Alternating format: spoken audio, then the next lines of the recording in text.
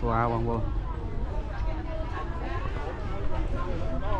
xóa đá tại đặt chút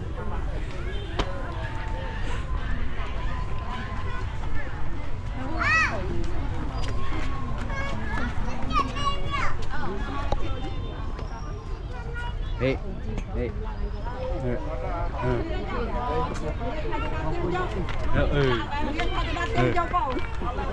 slot xóa slot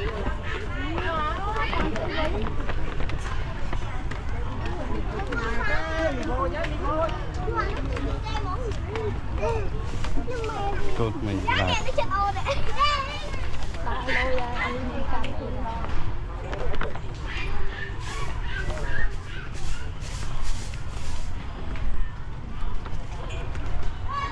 bông nhang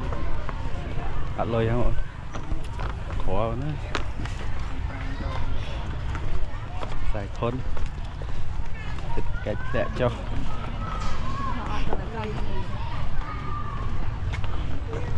tôm bát này ọt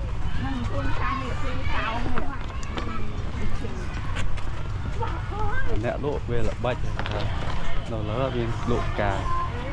đầu lớn là chưa lại